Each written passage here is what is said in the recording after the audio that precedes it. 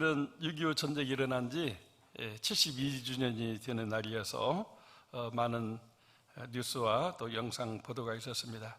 6.25가 되면 생각나는 그 문장이 있습니다. Freedom is not free. 자유는 공짜가 아니다.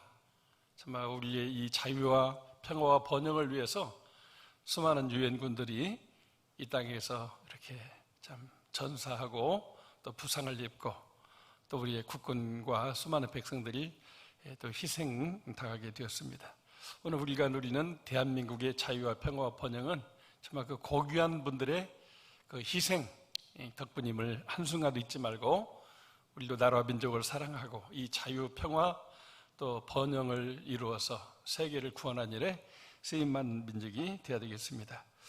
어제 6.25 전쟁에 관한 영상을 이렇게 볼 수가 있었는데 감동적인 내용이 있었습니다. 제목이 그 예비역 중장이 중령으로 하는 그런 영상이었는데, 이분은 그 2차 대전 때 프랑스 영웅으로 이렇게 예비역 중장으로 이제 은퇴했습니다. 그래서 이제 이렇게 국민적인 영웅을 받고 있는데, 프랑스와 함께 유엔에 동참해서 유엔군 파병을 결정했는데 프랑스는 또 다른 인도 차이나에서 전쟁을 하고 있는 상황이었습니다. 그렇지만은 우리 대한민국의 이 어려운 현실을 이렇게 동참해야 되기 때문에 이렇게 군인들, 자원하는 군인들을 이렇게 모집했는데 이분이 59세의 나이에 같이 이렇게 합류하게 되었고, 그래서 일개 대대가 우리나라의 전투에 참가하게 되었는데, 그 최초의 그 전투가 지평리라고 하는 그런 전투인데, 한강하고 이렇게 유선이 등이 같은 그런 곳에 있는데, 그곳이 나라의 중간인데다가 또 이제 서울을 이렇게 측면에서 이렇게 또 압박하는 지역이기 때문에 거기를 만약 빼앗기게 되면 또 다시 서울이 2차 함락되어지는 그런 어려움 가운데 있었기 때문에 그것을 어떻게든 지켜야 된다고 해서 미국 2사단 23년대가 만든 일을 했는데, 그것 가지고는 부족하니까 이 프랑스 대대가, 일개 대대가 거기에 동참했는데 바로 이분이 거기에 참전하게 된 것입니다. 랄프 몽클라르라고 하는 분입니다. 이분과 함께 중공군 5개 사단 5만 명이 포위하고 집중 공격을 해오는데 5천 명이 5만 명을 싸워서 이기는 그런 놀라운 성과를 이루게 되었습니다. 내용에 보면 이제 한쪽 능선이 뚫려가지고 그리 막 중국군이 몰려오게 될 때 프랑스군이 맡고 있는 그 지역의 병사를 또 일부 빼돌려가지고 또 여러 중대가 가서 그곳을 지켜냈다고 하는 그런 일화가 있습니다. 근데 이분이 2차 대전에 전공을 세우고 59세면 이제 예비역으로서 편안히 살 나이인데 자유민주주의를 지키기 위해서 이렇게 자기 목숨을 아끼지 아니하고 대대병력이기 때문에 대대급의 부대에 어떻게 삼성 장군이 있을 수가 있겠어요. 대대에 걸맞는 그 중령이라는 직책을 가지고 전쟁에 참여해서 우리 민족을 지키는 일에 이바지했다고 하는 것입니다. 오늘 함께 읽은 이 성경 말씀은 예수님의 굳은 결심이 인류를 죄와 죽음에서 마귀와 저주에서 구원하게 되었다고 하는 그 내용을 보여주고 있는 그런 내용입니다. 여기 예수께서 승천하실 기약이 차감해, 이 말은 이제 예수님이 죽을 때가 가까웠다. 예수님이 죽으시고 부활해서 하늘나라로 승천하시는 이 별세의 날이 다가오고 있다. 예수님이 무슨 나이가 많아서 59세가 아니고 이제 33세인데 하나님께서는 예수님으로 하여금 인류를 구원하는 대사명을 주셨고, 그 사명에 붙잡힌 예수님은 예루살렘에서 이렇게 희생되어지는 그 유월절 어린 양의 그 사명을 감당하려고 예루살렘 올라가기로 굳게 결심하시고 이제 올라가게 되었다고 하는 말씀입니다. 어떻게 예수님이 죽고 별사실 때가 되셔서 고향으로 가지 않고 이렇게 예루살렘으로 가는 결심을 하셨을까? 보통 내가 죽을 자리다 하면 우리는 그 죽을 자리를 피해서 사는 곳으로 가는 것이 인간의 마음입니다. 그래서 물고기들도 자기 죽을 자리를 보기 위해서 또 귀수 본능을 한다고 하지 않습니까?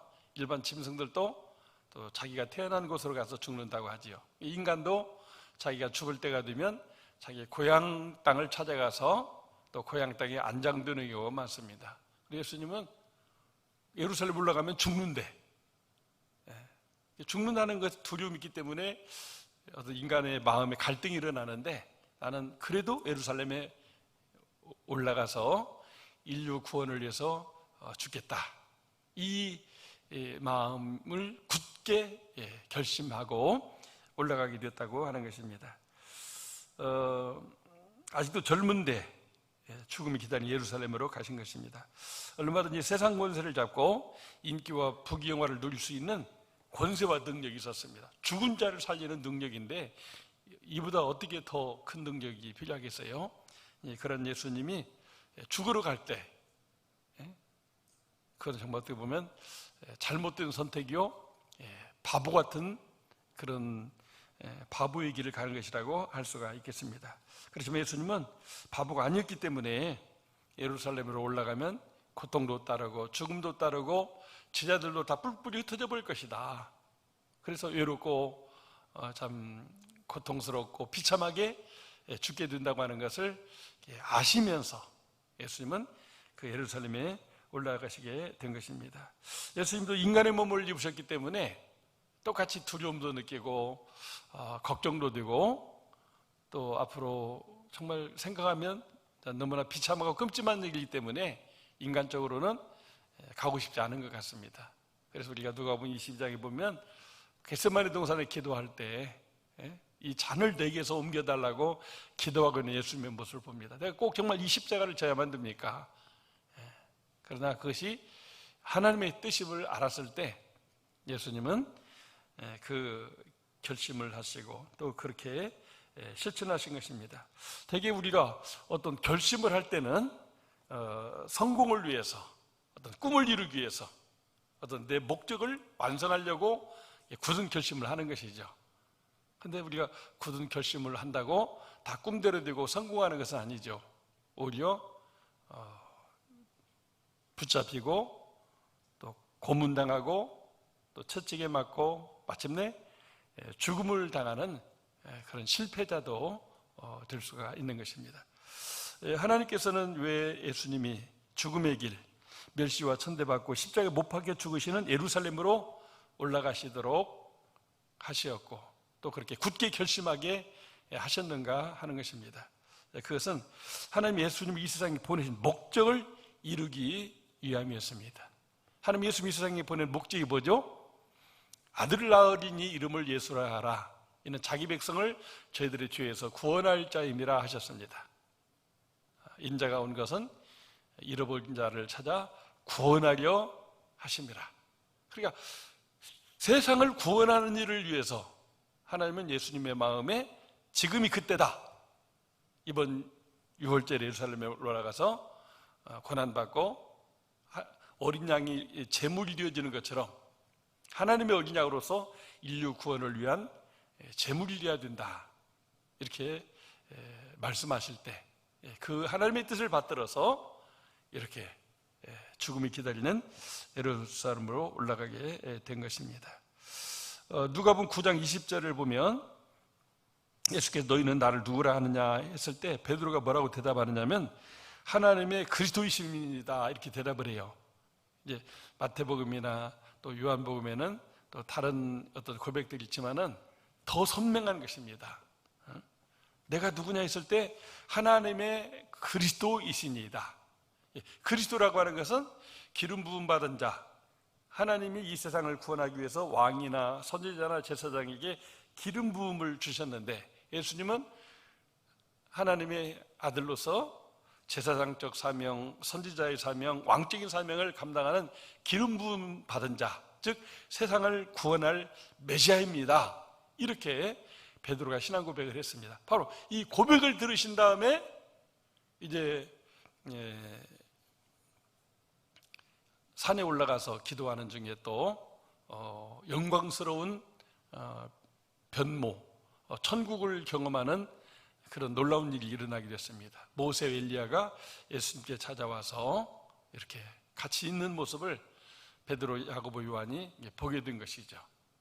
그랬을 때 이는 내 사랑하는 아들이다 하는 하나님의 음성이 들렸고, 또 그런 체험이 또 예수님으로 하여금 내가 드디어 때가 됐구나, 하나님이 모세와 엘리야를 보낸 것은 나에게 세상을 구원하기 위해서 이제 행동할 때가 됐다고 하는 하나님의 어떤 사인으로 때가 이르렀다고 하는 것을 확신하게 되었고, 또 제자 중에 베드로가 하나님의 그리스도입니다, 정말 하나님의 세상을 구원하는데 사용하시는 분이 예수님이십니다, 이런 고백을 들을 때 이제 그 때가 왔구나, 그 일을 구체적으로 행동할 때가 왔구나.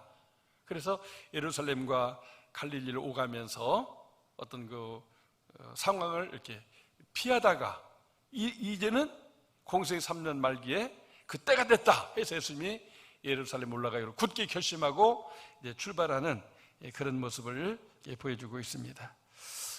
예수님은 하나님의 구원자로서 세상 구원을 위해서 예루살렘을 올라가는 길을 결심하셨습니다. 죽음의 길인 것을 아시면서 죽으면 부활한다, 이것을 믿으시고, 또 나의 부활이 온 인류의 부활, 나의 희생과 죽음이 온 인류를 하나님의 자녀로 회복시키는 그런 구원의 완성이 된다고 하는 것을 믿으셨기 때문에 죽음의 길인 것을 알면서도 가시게 된 겁니다. 이게 제자들의 눈에나 세상 사람의 눈에는 바보의 길로 보였어요. 그 길은 바보의 길이 아니라 하나님의 뜻을 아는 어떤 지혜로운 선택이요 길이었다고 할 수가 있겠습니다. 이게 하나님의 뜻이라고 하는 것을 알고 우리가 자발적인 순종을 하게 되면 거기에 기적이 일어나게 됩니다. 이게 하나님의 뜻인데 내가 망설이거나 뒤돌아서면 아무 일도 없어져요. 그러나 이게 하나님의 뜻이다, 근데 내가 이 뜻을 위해서는 죽을 수 있다, 그렇지만은 내가 하나님의 뜻을 위해 죽겠다, 이렇게 결심하고 헌신하면 그 자발적인 헌신이 기적을 일으킨다고 하는 것을 우리는 예수님을 통해서 또 우리 인류 역사를 통해서 보게 되는 것입니다. 예수님이 예루살렘 올라가는 굳게 결심을 하시고 올라가실 때 마침내 이 세상에 보냄받은 목적, 예수님의 사명을 완성하는 일을 이루게 된 것입니다. 나를 보내신 그 하나님이 기뻐하시는 일이 하나님의 어린 양으로서 십자가에 못 박혀 죽는 것이라면 내가 그 길을 가게 될 때 마침내 하나님이 세상을 죄에서 구원하게 된다, 이것을 이렇게 예수님은 알으셨기 때문에 그렇게 십자가의 길을 가시게 된 것입니다. 하나님 우리를 창조하시고 또 구원한 목적을 가지고 계십니다. 예수님만 이 세상에 보내신 목적이 아니라 여러분과 저도 예수 믿고 구원받은 목적이 있다는 거죠. 그것은 나의 구원을 넘어서 또 다른 사람들의 구원과 행복을 위해서 내가 살아가는 것을 말하는 것입니다. 우리말에 작심삼일이라는 말이 있죠. 어떤 사람이든지 큰 결심을 해도 사흘이 지나면 그 마음이 흔들리고 결심이 무너진다는 뜻이죠. 작심삼일이라는 말이 있는데, 이제 예수님은 예루살렘 올라가기로 굳게 결심하시고 작심삼일 되지 아니하고 초질과 지금 예루살렘을 향하여, 죽음에 기다리는 예루살렘을 향하여 가고 있는 것을 봅니다. 만약 예수님이 그때 작심삼일 되시고 예루살렘에 올라가는 것을 포기하시고 다른 나라로, 또 헬라 사람들이 같이 헬라로 갑시다 할 때 헬라로 가셨다면 우리는 영원히 죄 가운데서 멸망받는 그런 존재로서 살고 있을 것입니다. 그러나 우리가 예수님이 작심삼일하지 않고 포기하지 않고 끝까지 굳게 결심하시고 인류 구원의 길을 가셨기 때문에 마침내 하나님의 나라가 건설되고 마귀에게 속한 죄인들이 하나님의 자녀로 회복되는 놀라운 기적이 일어나게 된 것입니다. 오늘날 우리들의 구원과 하나님 나라 건설된 것은 예수님이 굳게 결심하고 예루살렘에 올라갔기 때문입니다. 예수님이 예루살렘에 올라가기로 굳게 결심하시고 예루살렘에 올라가는 길에 반대하는 사람들도 있었어요. 오늘 말씀해 보니까 예수님이 제자들을 이렇게 앞서서 보냈는데 거기 보면 사마리아 마을로 가서 사마리아로 가야만 예루살렘에 직행하게 돼요. 길이 가깝고 또 안전하고. 근데 이 사마리아 사람들이 이렇게 예수님이 이렇게 사마리아로 가는 것을 받아들이지 않았어요. 53절을 보니까 예수께서 예루살렘을 향하여 가시기 때문에 그들이 받아들이지 아니하는지라. 예수님이 세상의 구원자로 소문났는데 그분이 자기들이 예배하고 제사 드리는 그리심산으로 가면 좋겠는데 예루살렘으로 간다 그 말이죠.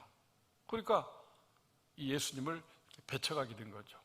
아니 왜 그리심산으로 가서 세상 구원을 완성하지 왜 예루살렘으로 가느냐. 우리는 예수님이 우리들의 구원자가 되기를 원한다. 이렇게 하면서 예루살렘을 향하여 가시기 때문에 예수님을 받아들이지 않았어요. 사람마다 이것 때문에 저것 때문에 예수님을 받아들이고 이렇게 배척하는 사람들이 있습니다. 이거는 이 사람들만은 아니었던 것 같아요. 여기 뒤에 보게 되면 이제 예수님을 따르는 사람들의 그 세 종류의 사람이 나오는데 결국 예수님 지금 현재 따르고 있는 제자들이나 또 그 제자들 말고 또 다른 여인이나 많은 제자들이 예수님을 이렇게 큰 무리로서 따라가고 있었거든요. 그 사람들이 세 종류로 다 구분이 된다고 하는 것이죠. 그래서 우리는 예수님을 반대하는 사람도 있고 예수님을 따르기는 하지만 다른 생각을 가지고 다른 뜻을 품고 또 따르는 사람도 있다고 하는 것이죠. 그 부분을 오늘 말씀을 통해서 예수님은 우리에게 메시지를 주고 있는 것입니다. 예수님이 가는 그 길을 예수님은 굳게 결심하시고 가는데 문제는 이 길로 가느냐 저 길로 가느냐. 사마리아를 통과해서 가는 것이 최선의 길입니다. 제일로 가깝고 안전하고 또 이렇게 쉽게 갈 수 있는 길. 그런데 그 길을 가는 사람이 반대하니까 제자들 중에 야고보와 요한은 주님 이럴 수가 있습니까? 하늘에서 불을 내려서 이 사람들을 다 멸해 주십시오. 그렇게 할 때 예수님은 그 제자들을 꾸짖으시면서 아니다 다른 길로 돌아가자 해서 최선의 길이 아닌 차선의 길을 주님이 선택하고 있는 것을 보게 됩니다. 그래서 이 요단강가를 해서 쭉 이렇게 올라가는 중에 많은 마을에서 또 기적을 행하고 또 이렇게 또 하나님의 말씀을 전파하고 특별히 그 여리고에서는 그 평생 세금을 받아서 사람들에게 이렇게 매국노라고 질타받는 이 삭개오라고 하는 사람과 그 가정을 구원하는 그런 놀라운 역사를 이루고 있는 것을 보게 됩니다. 우리는 내가 이렇게 결심했으니까 나는 이 길만 가야 된다. 이게 최선의 길이다. 이렇게 생각하는데 예수님은 아니다. 차선의 길도 있다. 사마리아 길 반대하는 사람이 있고 막는다면 다른 길로 돌아가자.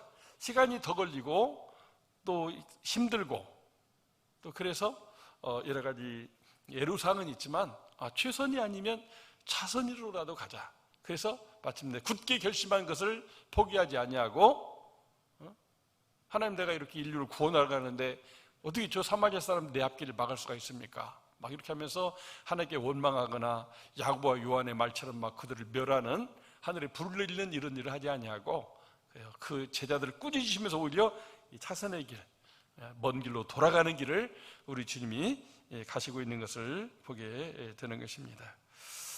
우리들도 굳은 결심으로 하나님이 영광 받으시게 하는 목적을 갖고 살되 최선의 길이 아닐지라도 우리는 차선의 길이라도 가야 됩니다. 그러나 이 목적은 굳게 결심하고 하는 그 길은 변함이 없어야 돼요. 그러나 가는 길은 그 과정은 이렇게 좀 멀 수도 있고 힘들 수도 있다고 하는 것이죠. 사랑하는 성도 여러분, 예수님을 나와 구주 하나님으로 믿고 영접한 성도라면 우리도 내가 바라는 최선의 길이 막힐지라도 하나님의 사랑과 이웃사랑을 구현하면서 나도 부흥받고 궁극적으로 인류 구원이 완성되어지는 그 차선의 길을 가는 것이 바로 작은 예수가 되는 길이라고 할 수가 있어요. 지난주 나눈 말씀 속에 안디옥교회의 주역이었던 바나바 바울이 1차 세계 선교여행을 하는 중에 이 마가라고 하는 바나바의 조카가 밤빌리아에서 보따리 싸서 도망쳐 버렸어요. 쥐도 새도 모르게 사라져 버렸어요. 이 선교하다가 이거 정말 너무 힘들고 잘못하면 죽게 생겼다는 거죠. 뭐 내가 이렇게까지 이렇게 선교를 해야 되냐. 그래서 그냥 몰래 상의도 안 하고 허락도 없이 그냥 어머니 집으로 예루살렘으로 돌아가 버렸어요. 그런데 이제 2차 선교행을 떠나는데 아마 그 어머니가 막 혼냈겠죠. 야, 이놈아, 어떻게 그럴 수가 있냐. 다시 가라, 다시 가. 그래서 다시 가기로 굳게 결심하고 왔는데 이제 바울이 받아주질 않는 거예요. 아니, 지난번 선교하다가 도망쳤는데 이번에 가서도 이런 또 낭패가 생기면 어떻게 하느냐. 안 데리고 가는 게 좋겠다. 그랬을 때 바나바는 아니, 회개했고 어머니 부탁도 있고 또 사람의 앞날을 생각해서 함께 데리고 가야지. 막 서로 옥신각신하다가 그러면 우리 따로 가자고. 그래서 바나바는 마가를 데리고 구브로로 가고 바울은 실라를 데리고 이제 다소를 통해서 가서 한쪽은 배를 타고 가고 한쪽은 육로를 따라서 가고, 어떻게 보면 세계 선교라는 목적은 같은데 이 길은 이렇게 차선의 길이 선택된 거죠. 근데 그것이 결국 합력해서 선이 된 것을 보게 됩니다.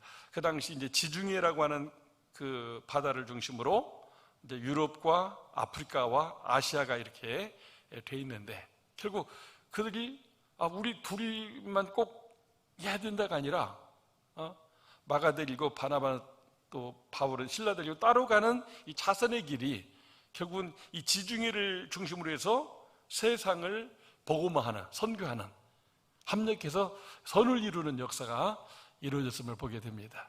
오늘 우리나라가 특히 이 장로교가, 대한민국 장로교가 이렇게 세계 가운데 빛나는 훌륭한 장로교회로 발전하고 우리 민족사 발전에도 이바지했는데, 원래 이 최초의 그 장로교 선교사였던 언더우 선교사님은 인도라고 선교사 가려고 했던 분입니다. 하나님 허락하지 않는 거예요. 길이 열리지 않는 거예요. 그러는 중에 한국에 관한, 조선에 관한 신문이 나와 있는데 그 신문을 보는데 자꾸 마음속에 하나님이 너 인도 길을 맡겼으니까 저리 가라. 인도는 이미 선교사도 많이 와 있는데 한국은 쇄국 정책으로 아무도 선교사가 못 따라가는데 너 이 길로 가야 되지 않느냐. 그래서 이 언더우드가 선택한 차선의 길이 바로 조선으로 오는 길이었습니다. 근데 그 차선은 결국 우연한 것이나 또 인간의 어떤 것, 실수 때문에 생겨진 것이 아니고 하나님이 그런 길로 인도해 주셨다고 하는 것이죠. 정말 언더우드는 지금까지 거의 7대 손이 이 대한민국을 위해서 헌신하다가 6대 손까지 죽은 분들이 지금 이렇게 서울 거기 양화진에 묻혀 있는 것을 보게 됩니다. 정말 나와 네 자손이 계속 복음화를 위해서 또 사랑을 베풀며 헌신하다가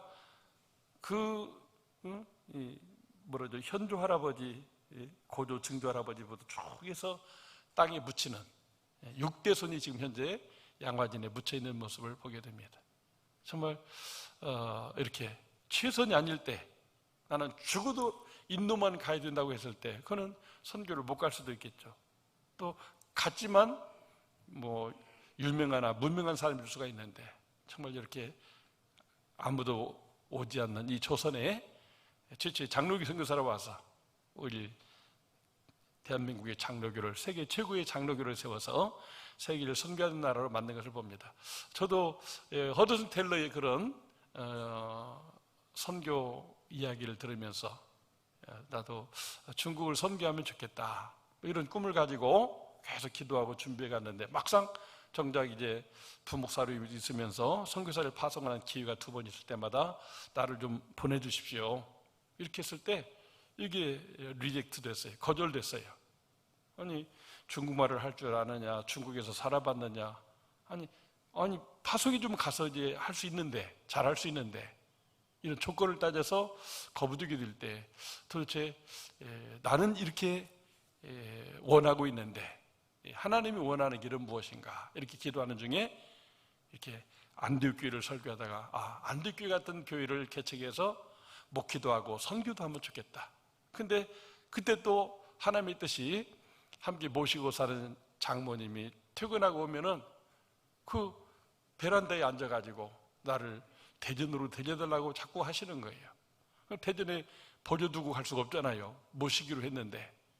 그래서 하나님의 뜻이 대전에 안디옥교회 같은 그 목기도 하고 선교도 하는 교회를 세우라는 뜻으로 받아들여서 교회 앞에 또 당회 앞에 이야기할 때 교회가 또 재정도 지원해주고 많은 덕지가들이 후원해서 전민제일교회가 생겨지게 된 것입니다. 정말 지금 생각해 보면 나는 그 길이 최선의 길이니까 그냥 혼자라도 그냥 가족들 떼어놓고 장모님 떼어놓고 나 혼자라도 가서 갈 거야, 뭐 그렇게 할 수도 있어요.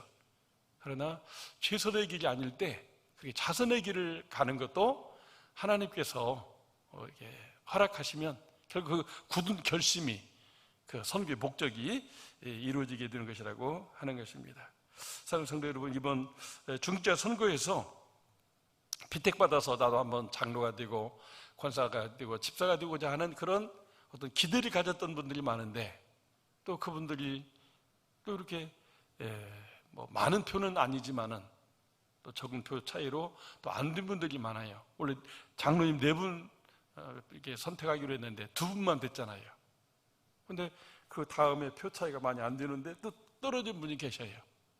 정말 기대가 컸는데 그게 최선의 길이라고 생각하고 마음을 이렇게 결정하고 그렇게 헌신하려고 했는데 이게 안 됐다, 그 말입니다. 우리가 나는 최선의 길이 안 됐으니까 이제 그냥 끝이다, 나는 전민제일교회 필요 없는 사람이니까 교회를 떠나겠다, 이거는 하나님이 기뻐하는 일이 아니라고 하는 것이죠. 최선의 길이 아니면 굳게 결심하고 세상 구원하는 일을 위해서 나는 가는 길을 가고 있는 거니까 차선의 길을 우리가 찾으면 된다고 하는 것이죠. 세움받는 분들이 정말 하나님을 위해서 헌신하시도록 뒷바라지하고 동역하다가 또 하나님이 때가 되면 세우십니다.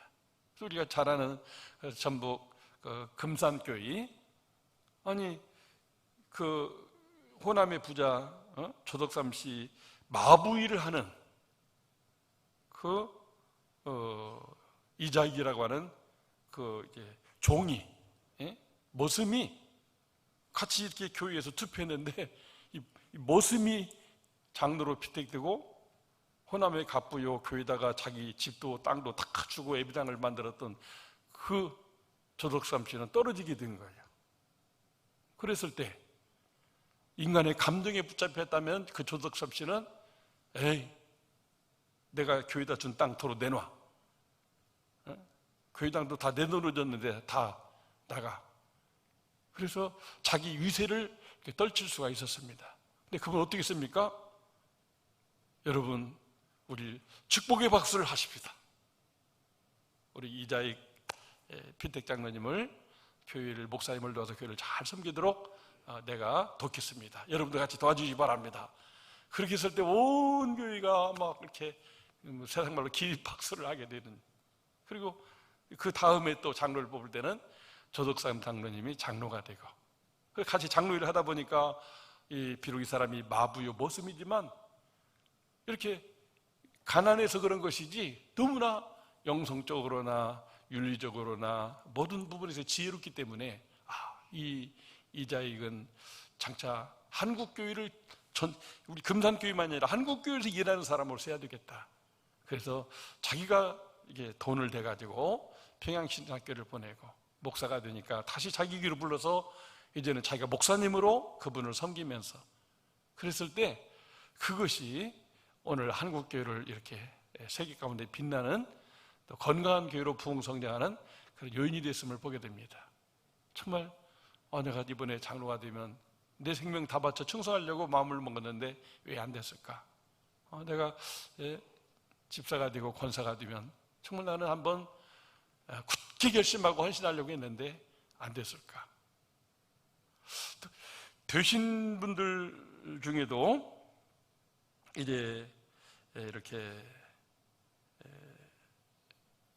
이번에는 저는 아무래도 어렵습니다. 그렇게 피택받은 것을 사퇴하려는 분이 이렇게 또 두 분이나 나왔어요. 이러한 이유 때문에 그렇습니다. 저는 이렇게 좀 받아들이기 어려운, 또 안타깝기도 한 그렇지만은 설득하려고 하기보다도 얼마나 많이 생각하고 기도하고 이 말을, 이런 결정을 해서 나한테 연락을 줄까? 이것은 하나님이 이분을 향해서 차선의 길을 지금 보여주고 있는 것이구나, 그렇게 생각하고 위로하고 격려했습니다. 이번에는 아닐지라도 정말 다음에 기회가 되면 다음에 소명 따라 청성하겠습니다. 그런데 지금은 이러이러한 일 때문에 그렇습니다. 오늘 말씀에서 바로 57절부터 그 내용을 보는 거죠. 주님, 어디로 가든지 내가 따르겠습니다. 이 사람은 예수님 따라가면 예수님이 왕되고 자기가 출세하는 걸로 생각했던 거예요. 예수님이 대답이 뭐였어요? 요도 굴리고 공중이 나는 새도. 이 말은 헤롯 왕이나 저 빌라도 총독은 권세가 있는데 그 사람들을 따르면은 네가 원하는 세상적인 출세하지만 나를 따르는 것은 그게 아니다. 나는 집도 없고 나는 지금 죽으러 간다, 이 말이죠. 그래서 이 사람은 정말 예수님을 따르겠다고 하지만 세상 영광을 위해서 따르겠다고 하는 사람인 것을 이렇게 보게 됩니다. 두 번째 사람이 59절에 나오는데, 이 사람은 특별히 예수님께서 나를 따르라고 했어요. 그렇게 했는데 이 사람은 정작 예수님이 따르라는 말을 듣고는 나로 먼저 가서 내 아버지를 장사하게 허락하옵소서. 이렇게 예수님은 죽은 자들로 자기 죽은 자를 장사하기 위해 너는 가서 하나님의 나라를 전파해라. 따르라고 했는데 나는 아버지 일 때문에 못 따르겠어요. 그러면 가서 아버지도 그렇게 섬기지만 그 있는 곳에서 하나님의 나라를 전파해라 하고 차선의 길을 말씀해 주었어요. 그리고 이제 세 번째 사람 61절에 나오는데, 주를 따르겠습니다마는 먼저 가족을 작별하게 허락하옵소서. 가족 작별하는 것은 신고라고 할 수 있지만 가족이 반대하면 어떻게 돼요? 우리가 목회자가 되다고 할 때 가족들이 많이 대부분 반대하죠. 작별하겠다고 했는데 안 된다, 이놈아 못 가. 그러면 못 가는 거 아니에요. 이 우선순위를 예수님이냐 어떤 세상이냐 이런 부분에 있어서 쟁기를 잡은 자는 뒤돌아보면 안 된다. 그저 네가 그 길을 가면 네 가족들도 나중에는 다 너를 이해하고 돕는 자가 되고 또 그들도 같이 구원받는 것이 아니겠느냐, 이렇게 해서, 그래서 결국은 이 세 사람의 이야기는 결국은 지금 현재 따르고 있는 그의 군중을 향한 예수님의 분석이었다고 볼 수가 있어요. 여러분들이 다 다른 목적으로 지금 나를 따르지만 내가 정작 십자가에 죽는다고 할 때 여러분 다 뿔뿔 흩어져서 도망칠 겁니다. 당신들 중에 진정 내 제자가 누구입니까? 이런 질문을 던지는 거죠. 그다음 우리 주님은 그들의 최선이 예수님과 함께 십자가 못 박혀 죽는 것이지만은 그것이 하나님의 뜻이 뭔가를 모르고 내가 이 땅에 존재하는 목적을 모르는 사람들은 그렇게 할 수가 없다고 하는 거예요. 예수님 그걸 아셨어요. 아시고, 그러나 차선의 길이 있다. 내가 죽고 부활한 다음에는 성령이 오셔서 그들을 다시 사로잡을 때는 그렇게 하지 말라고 해도 따르고 이렇게 정말 복음을 위해서 하나님 나라를 위해서 헌신하게 될 것이다. 그것을 우리 주님은 아셨던 것이죠. 예수님 자신도 사마리아 길이 안 될 때 이렇게 요단강가로 돌아가는 차선의 길을 선택하실 뿐만 아니라 또 제자들이 다 자기를 끝까지 따르지 못하고 다 뿔뿔 흩어질 것이지만은, 그렇지만 그들이 나중에는 다시 굳게 예루살렘 올라가기로 결심한 예수님처럼 예수님을 위해서 복음을 위해서 그들도 나중에는 그렇게 차선의 길이지만은 작은 예수가 될 것을 믿고 이렇게 격려하셨다고 하는 것이죠. 그래서 너희들이 나를 다 팔아먹을 거야 하면서 막 울면서 이놈 저놈 하고 예수님 그렇게 하지 않았어요. 그렇게 말씀만 했어요. 그러니까 그렇지만 나는 믿는다. 너희들이 나를 배반하고 팔아먹고 그리고 다 도망치지만은 다시 하나님이 붙드시면 너희들도 나와 같이 이렇게 세상을 구원하는 길을 함께 갈 수 있게 될 것이다. 그 주님의 그 자선의 이해와 선택이 결국은 그 제자들이 다 주님께로 돌아오고 120문도를 중심으로 세운 예루살렘 교회는 오늘 2000년 역사 가운데 이 세계를 하나님의 나라로 자유와 평화와 평등이 있고 더불어서 이렇게 함께 상생하는 좋은 세상을 이렇게 만들어가고 있는 것입니다. 오늘 우리들은 예루살렘 올라가기로 굳게 결심한 이 결심은 우리가 변해서는 안 돼요. 그 중심은 나를 이 땅에 창조하시고 구원하신 목적이 있는데 난 그 목적을 살아간다. 이거는 변해서는 안 돼요. 그러나 이 목적을 이루는 데 있어서 내가 이번에 피택을 못 받기도 하고 피택을 받았지만 이런 일 때문에 나는 이번에는 어렵다고 하는 그 차선을 주님은 다 수용한다는 거예요. 그게 뭐 잘못된 게 아니에요. 우리는 예루살렘 올라가기로 굳게 결심하시는 예수님을 우리가 바라보면서 어떤 길로 가든지 나도 작은 예수가 되겠다. 이 마음으로 살아가는 여러분과 제가 되기를 주의 이름으로 축원합니다.